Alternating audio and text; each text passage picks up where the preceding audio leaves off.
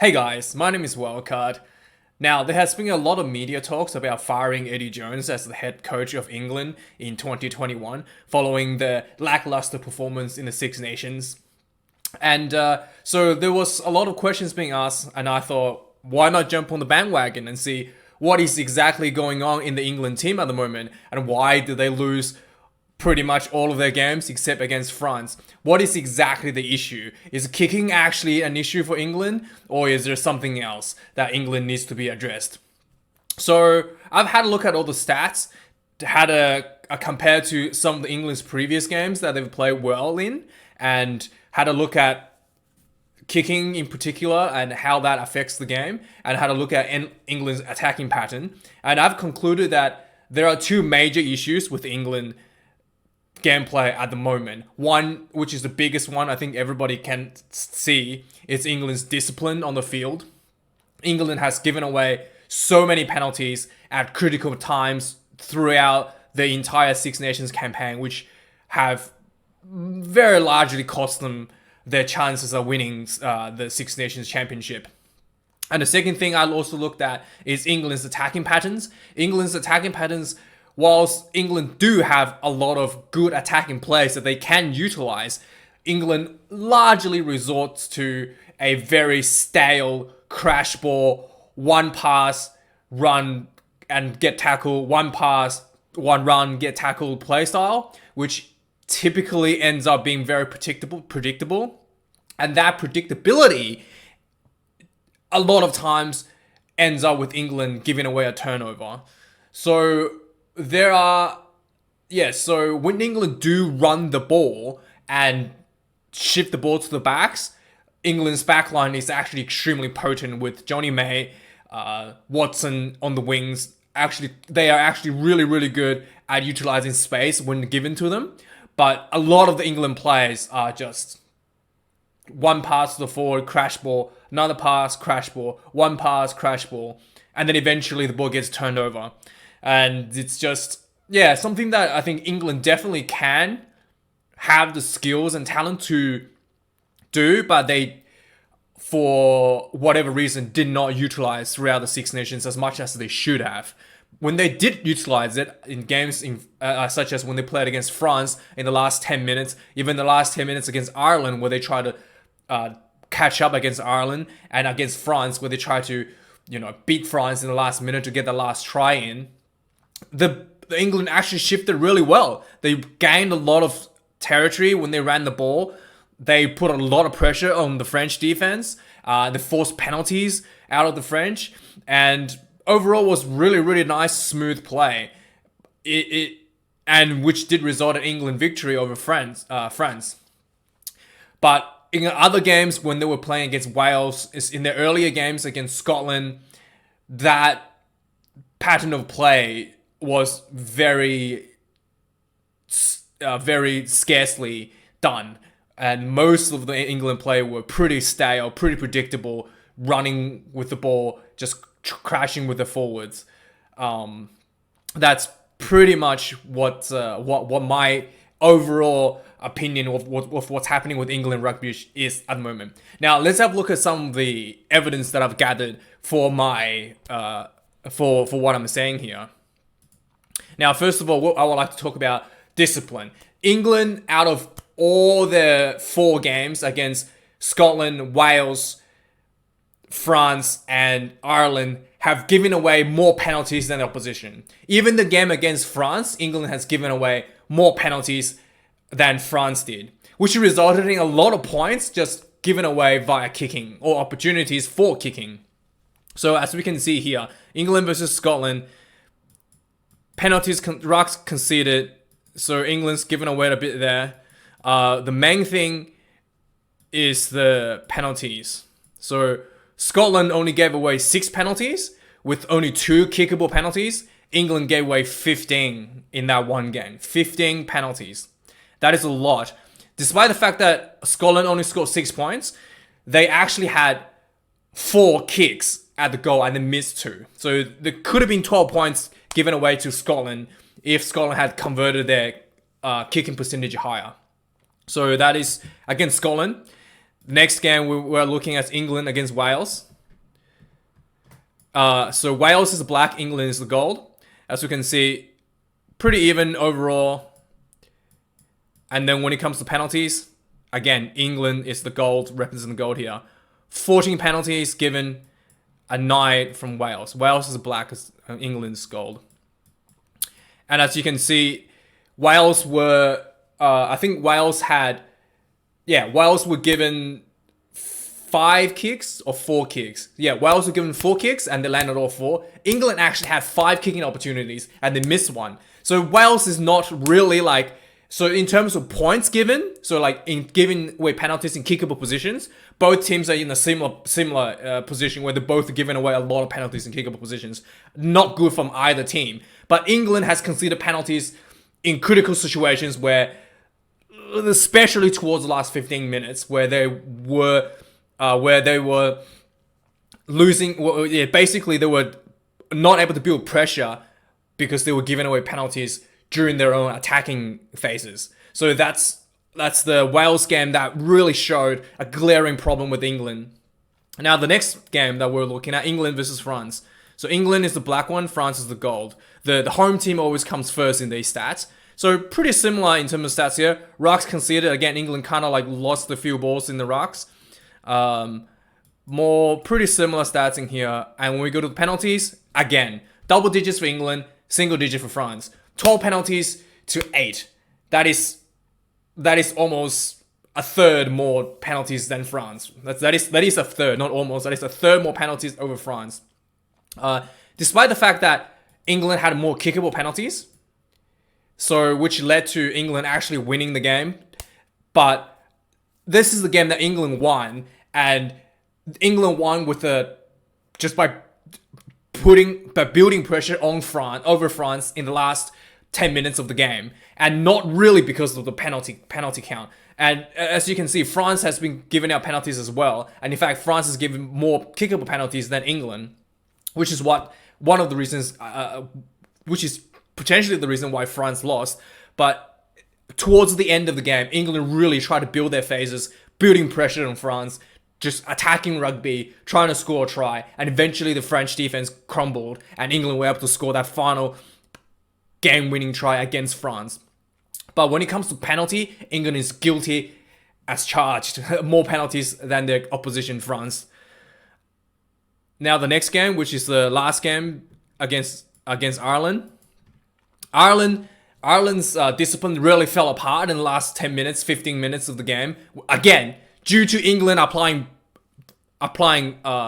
pressure with their running, with their attacking, with their just solid on-field attacking. Ireland were conceding penalties, giving away the red card, giving away yellow card, being offside, trying to stop England's momentum from scoring a try. And this is the last 15 minutes where Owen Farrell and George Ford has come off the field. So England definitely has a lot of talent. That they don't need Owen Farrell or George Ford to win games. They have plenty of talent on the field to break any team in the world. And in this game, despite Ireland's last 15 minutes poor performance, overall, England still consider more penalties. England is the gold. Still consider more penalties than Ireland.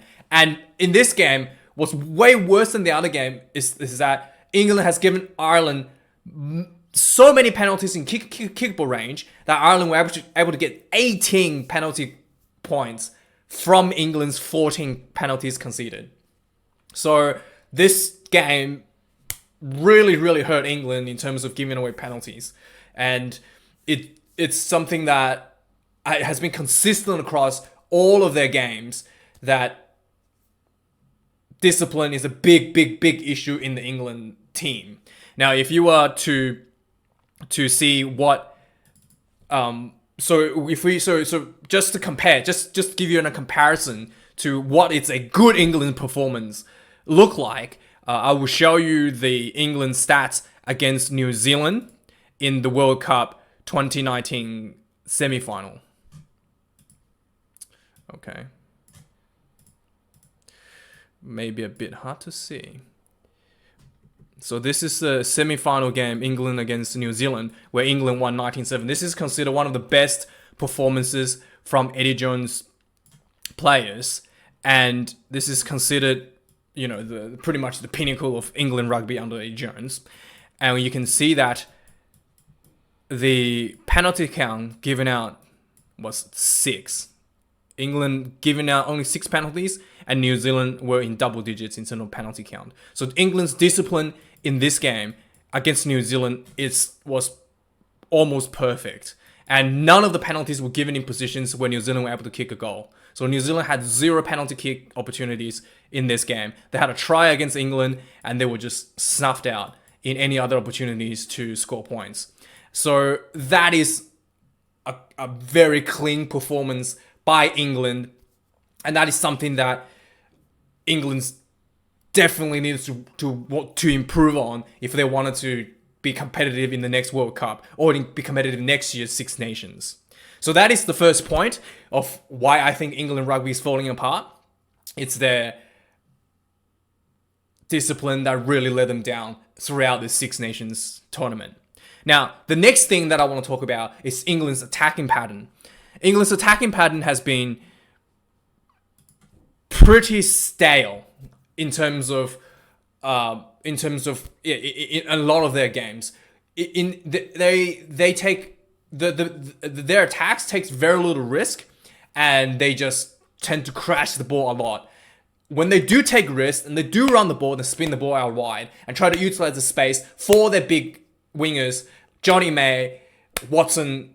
They actually create a lot of space and a lot of yardage for their team. But when they don't do that, when they do just crash the ball, it becomes very predictable and very, very easily countered by the opposition. And a lot of times, that's where they either get away a penalty, they get they have some handling error, and then they just lose their opportunity and lose the momentum in trying to convert that into points. So let's have a look at England's stale attacking strategies. With the exception to the French game, every other game England has had basically a lot of times where they're just doing one passes, crash ball plays with very little variation to the backline running.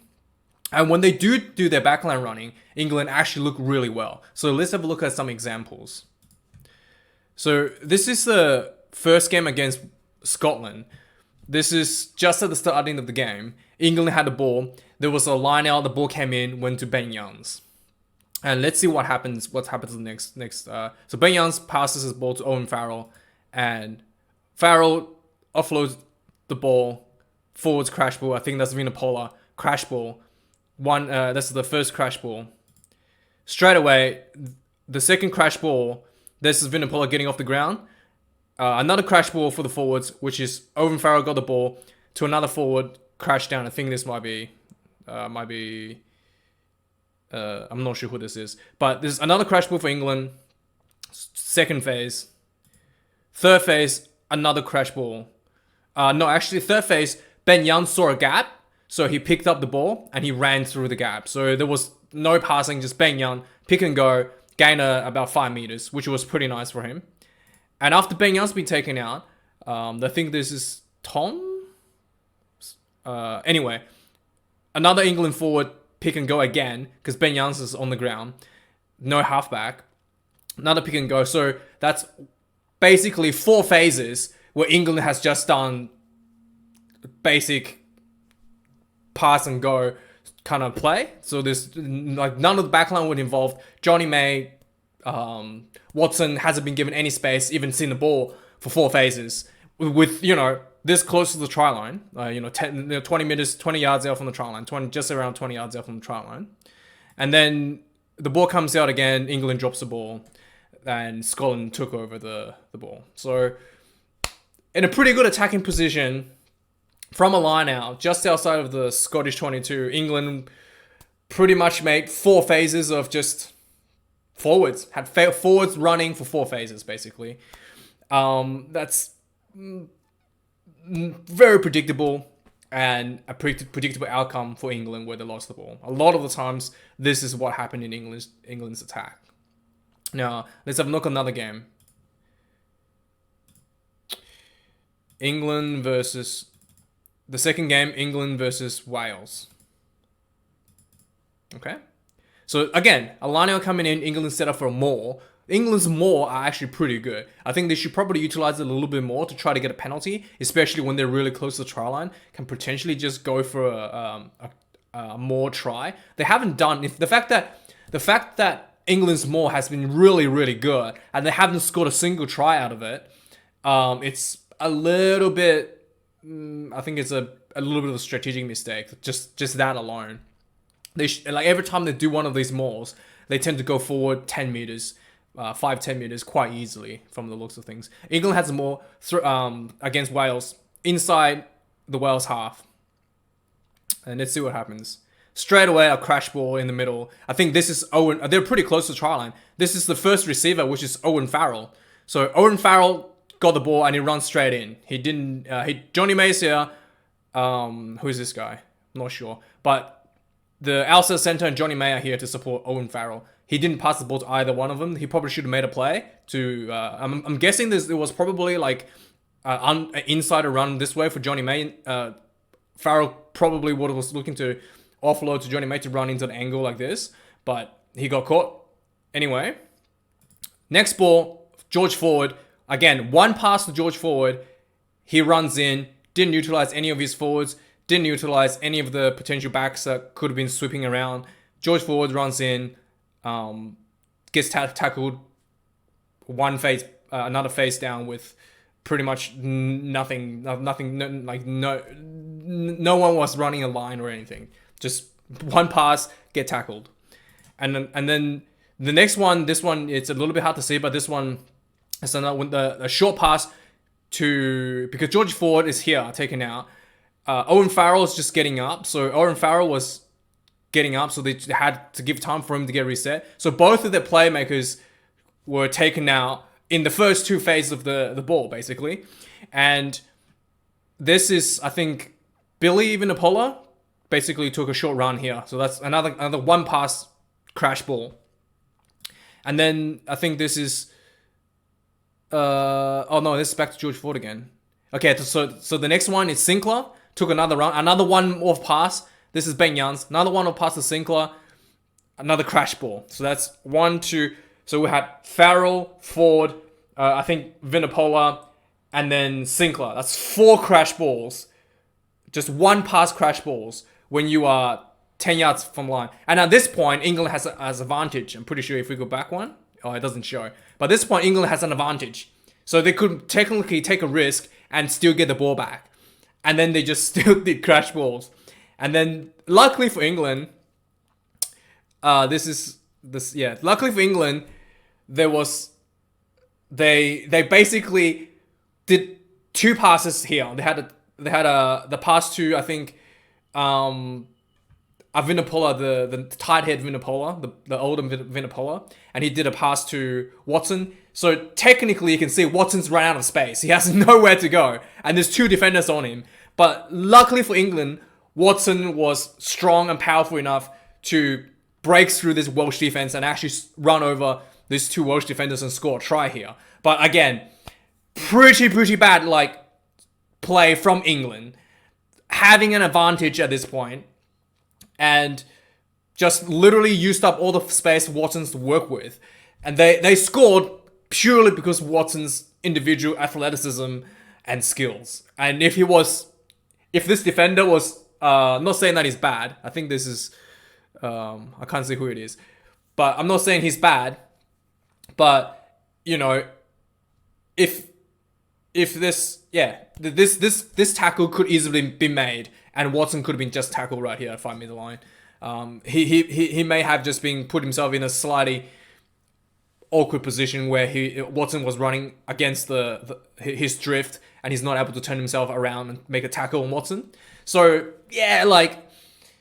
England got a bit lucky here to score a try, but again, this should have been a play should have been made once the full-on penalty was given, and they should have gone for a much more everything they've done is taking space away from Watson essentially, and It was up to Watson's individual talent to score this try, not because the team created space for him to score the try.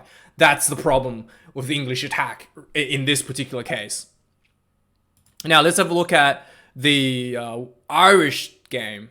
Now this is the second half. England is trying to build up some phases. Again, another line out coming in for England, just inside the Irish half, inside the 40-meter line. So England has a line out come in, and they went for more again. Again, a beautiful more from England. They went about 20, all the way from, just past the 40 to close to the 22-meter line. So quite a big push from England. Almost so, again, as Liner comes over, first ball, a forward crashes the ball. One pass crashed the ball.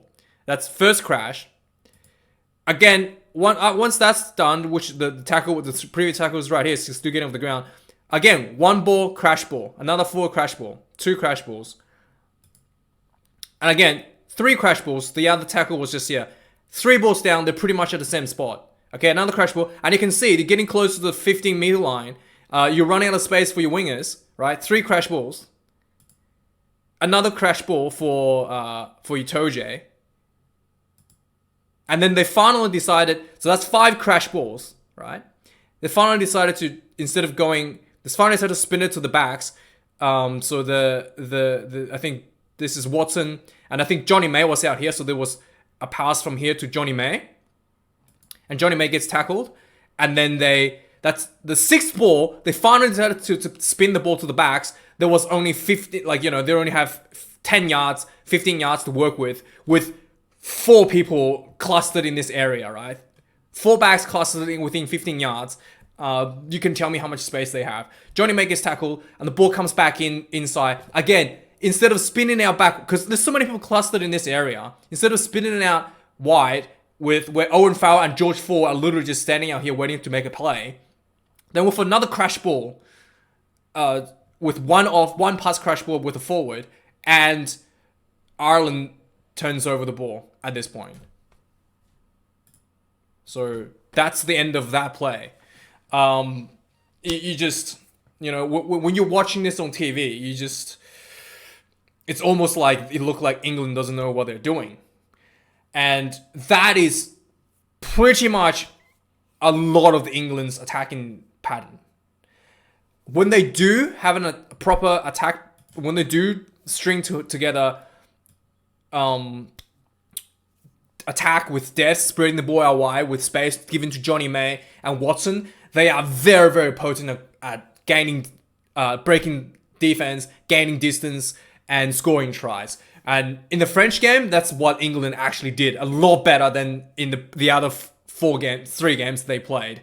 And I actually looked at the French game. I couldn't find any sort of stupid stale plays like these examples I've given you. So in the French games, England were spinning the ball and making plays a lot better and running angles, running different lines, making kick plays a lot more frequently, almost constantly and there was I couldn't find a period where England was just have some stale 8 phase of one pass crash ball plays. So the French game that's probably one of the reasons why they won the French game, because they were not afraid to attack, and as a result, they were rewarded for a very, very good win.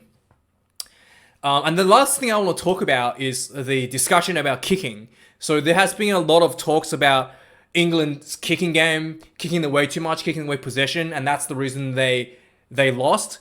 Overall, I've watched all the England's games. England's kicking has been pretty good. There hasn't been any kicks where it's like a clear and error, where you've seen in some games where England, some games with less experienced kicking teams, they will, kick the ball down center of the field with no pressure from his own teammates, and the opposition can just get the ball in open field and run through your defense, break 3 tackles and potentially gain more distance than you've kicked. So nothing like that has happened in England's kicks. So all of the English kicks were pretty good, and George Ford and Owen Farrell have done, and Elliot Daly, Watson, they've all done pretty good kicking throughout the tournament. And if you say, oh, England's kicking too much, I also checked the stats for England's kicking. So I'll just bring up the stats. So the first game England had with Scotland, as you can see, England lost to Scotland, and Scotland actually had more kicks from hand than England. So if you were to make an argument that England kicked too much, it's definitely not the case against Scotland. And let's have a look at the next game. England against Wales. And let's see. Wales kicked 36 times and England 24. So Wales kicked more than England in this game, in this particular game. All right? Let's have a look at the next one. England against France. Pretty close, but France still has one extra kick than England, right? It shows what the scoreboard still has a pretty close, but still has more kicks than England did. And last one, England as France again. England Ireland's missing. Actually, I've missed out. But the England Ireland game as well. England has got more kicks. Ireland had more kicks than England. I'll just show you as well. Just give me 1 second. I'll bring it up. Let's see. Kicks from hand, England 16, Ireland 27. So to say that England kicked too much is definitely not the case.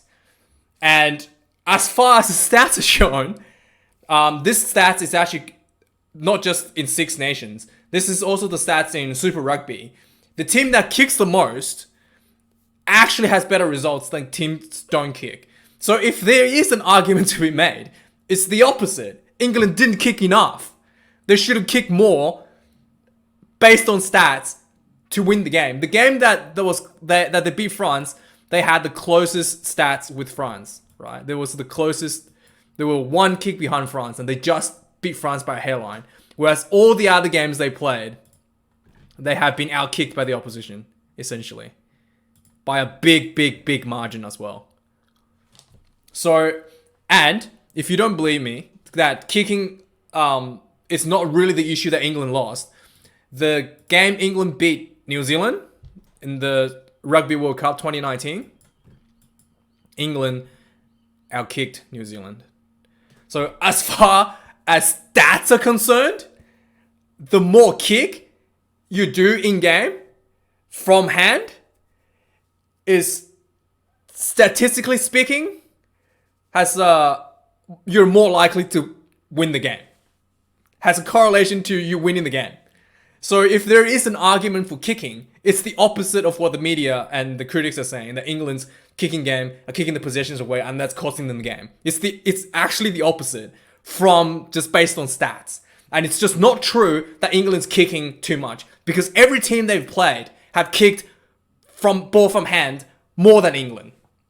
So that is something that's just not true, and it's something that I think there's a bit of misconception with what is happening the way that England's playing. England has been known to be the kicking game, to be very good at the kicking game, but losing to their opposition were largely not because of their kicking game, more because of their stale attack, a stale attack structure and their discipline. That is what really costs England the Six Nations. And those things England can definitely work on. And if there isn't any argument to be made with England's kicking game, they need to be improved. Eddie Jones used to be the king of kicking. England used to be the king of kicking games. And now that the other team seems to have caught up, and England has simply, if anything, fallen behind in that strategic area of the gameplay. Anyway, tell me what you guys think. That is my analysis of why England sucks at rugby in 2021. If you tell me your thoughts in the comments below, and thanks for watching this video, and I'll see you guys later. Cheers.